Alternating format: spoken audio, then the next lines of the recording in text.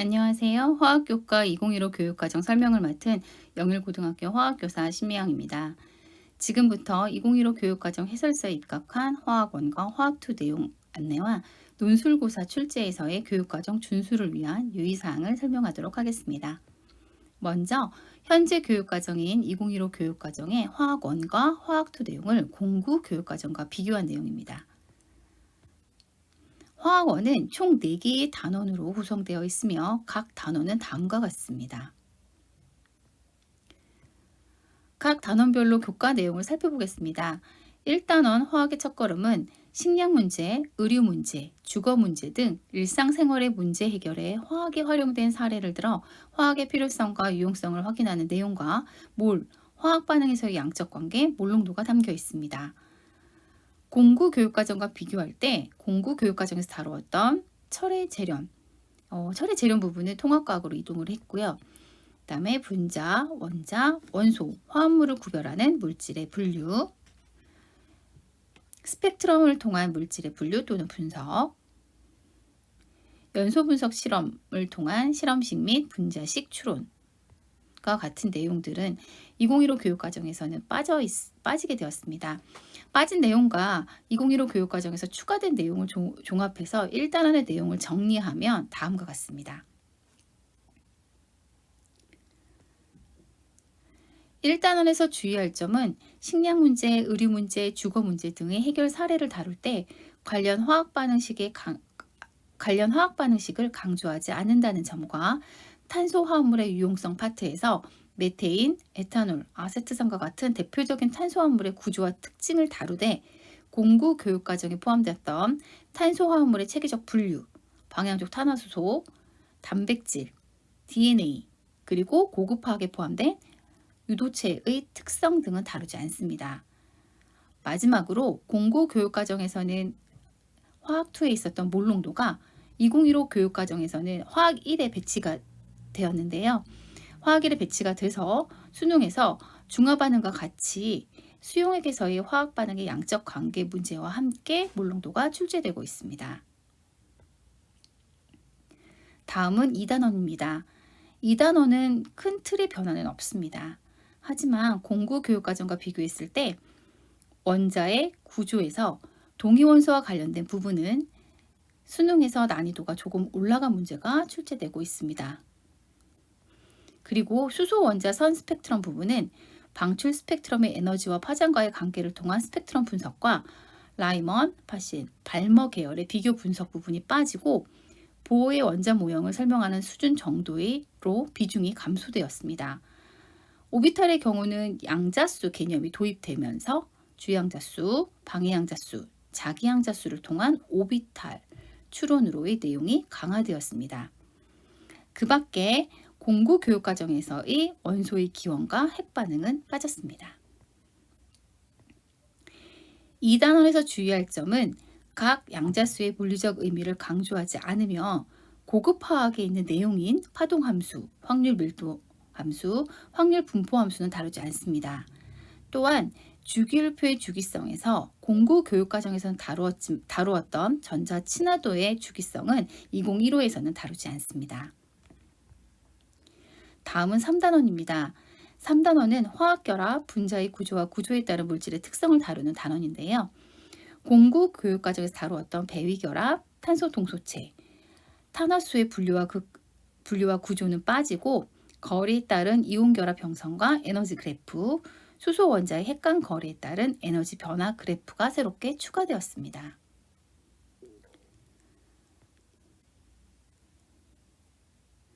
3단원에서 주의할 점은 물의 전기분해 실험 같은 경우는 전기분해의 원리에 초점을 두기보다는 화학결합이 전기적 인력에 의한 것이다 정도의 수준으로 다루고요.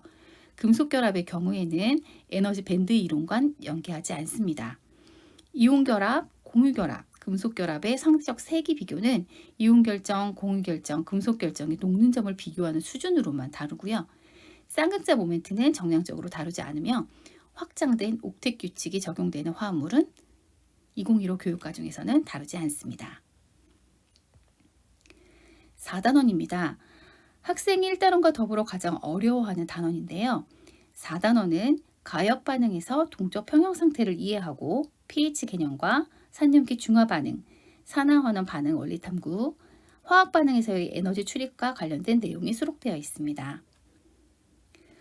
공고 교육과정과 비교해서 철의 부식, 산과 염기의 정의, 생명 현상에서의 산염기 내용이 빠졌으며 공고 교육과정에서 화학투에 수록되어 있던 가역 반응, 비가역 반응, 물의 자동 이온화와 이온화 상수, 산화환원 반응식,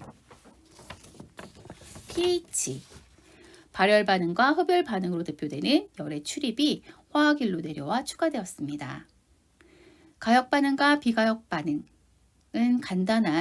가역 반응과 비가역 반응 그리고 발열 반응과 흡열 반응은 간단한 예시를 바탕으로 개념을 설명하는 수준으로 해야 되고요. 산과 염기의 정의는 브랜스테드 로울이 정의만 포함되며 중화 반응의 경우 공구 교육 과정에서는 일가 강산과 일가 강염기의 반응이 주였다면 2015에서는 일가 반응뿐만 아니라 일가와 이가 산염기 반응이 수능에 출제되고 있습니다. 4단원에서 주의해야 할 점은 가역 반응의 예시로 용해평형, 상평형의 동적 평형 상태를 정량적인 것이 아닌 정성적으로만 다룬다는 겁니다. 그리고 산염기 정의에서 공고교육과정에서는 산염기 정의를 아레니우스, 브랜스테드 로울이 루이스 산염기 정의를 모두 다루었다면 2015에서는 브랜스테드 로울이 산염기 정의만 다루고 있습니다. 그리고 산염기 중화 반응은 수용액 반응으로 제한을 하고 양적 관계는 알자이온 반응식을 중심으로 다루고 있습니다. 또한 부피 변화, 온도 변화, 전기 전도성 변화로 중화점을 다루고 있지는 않습니다. 화학 반응이 열 출입에서 열 화학 반응식 엔탈피 반응열도 다루지 않습니다. 다음은 화학투입니다. 2015에서 화학투도 크게 4개의 단원으로 구성이 되어 있습니다. 화학투는 화학원과 다르게 특별히 추가된 내용은 없으며 오히려 빠진 내용이 많습니다. 특히 엔트로피와 깁스 자유에너지를 이용해서 반응의 자발성을 추론하는 파트와 표준 환원전이, 네르스트식, 전지의 자발성, 패러데이 상수를 이용한 석출량 계산 등 화학2 수능에서 학생들이 어렵게 느꼈던 화학전지와 전기분해 파트는 화학전지의 원리만 남기고 내용이 거의 빠졌습니다. 그리고 앞에서 살펴본 바와 같이 공구 교육과정의 화학2에 있었던 몰롱도, 중화적정, 산화환원 반응식은 화학 1로 이동했습니다. 다음은 공구 교육과정에는 있었지만 공구 교육과정 화학2에는 있었지만 2015 교육과정에서는 빠진 내용입니다. 이 내용은 출제해서는 안 됩니다.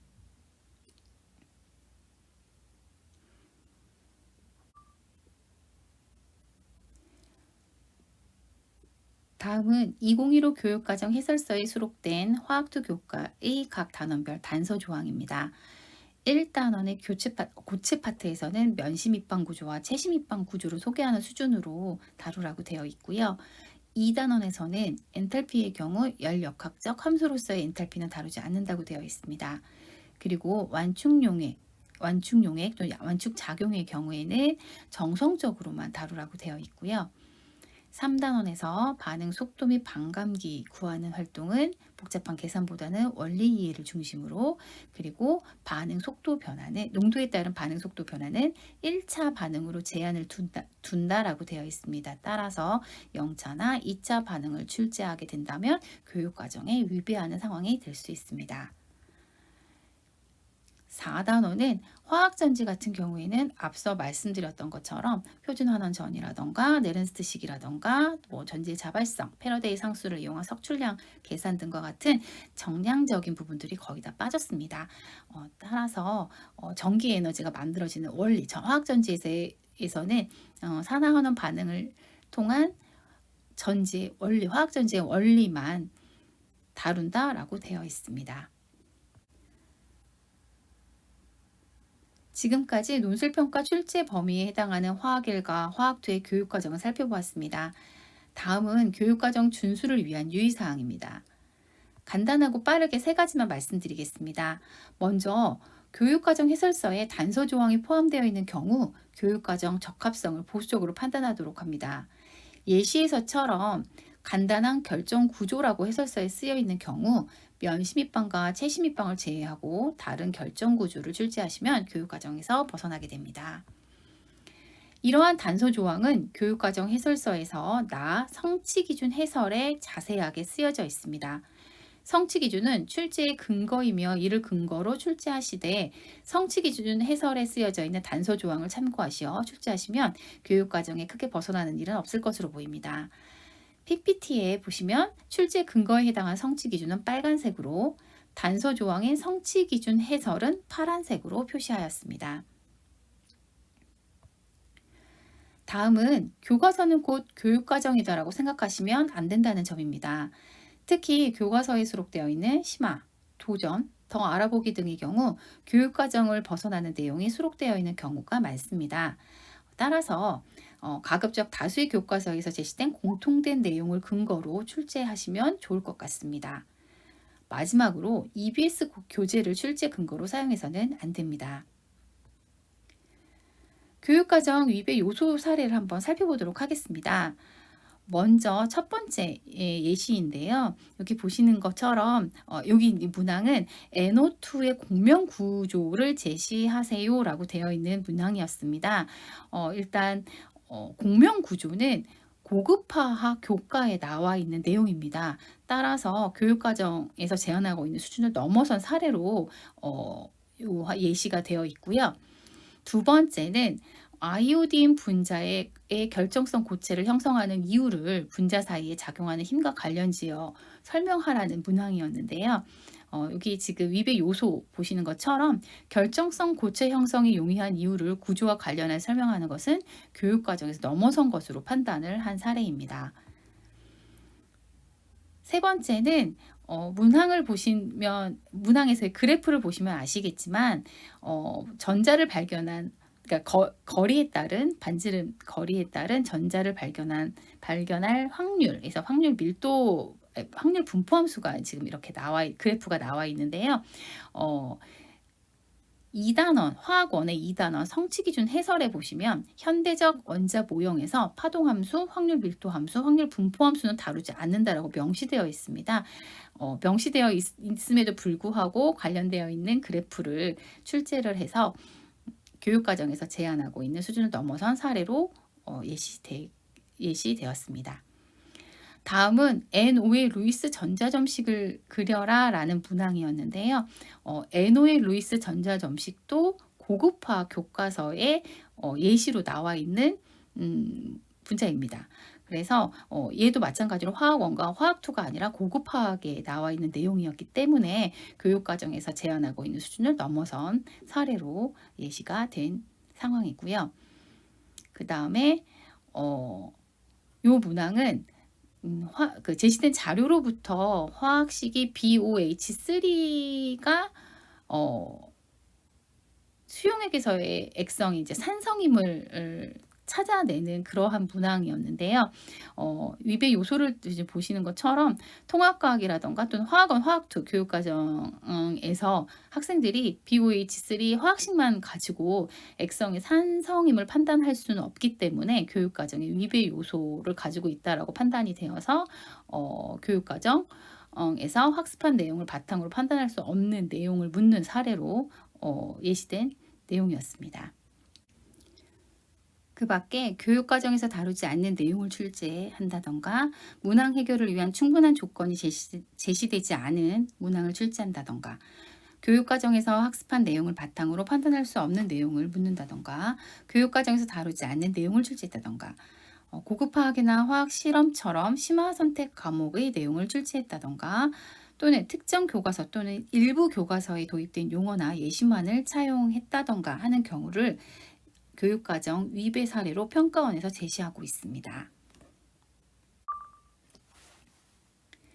이와 같이 교육과정에 위배되지 않도록 문제를 출제하기 위해서는 다음과 같은 세 가지를 기억해 주시기 바랍니다. 첫 번째, 교육과정 문서를 꼼꼼하게 검토해 주시기 바랍니다. 2015 교육과정 해설서의 영역별 내용을 꼼꼼하게 확인해 주시고요. 두 번째, 교과서는 교육과정이 아니다라고 반드시 생각해 주시고 전체 교과서를 꼼꼼하게 검토해 주시기 바랍니다. 어, 전체 교과서에서 다루고 있는 내용인지 확인해 주시고 일반적인 내용이 아닌 심화, 더 알아보기에 해당하는 내용이 아닌지 점검해 주시기 바랍니다. 세 번째는 학생들에게 교육과정 범위 내에 풀이가 가능한지 충분한 정보가 주어졌는지 확인해 주시기 바랍니다.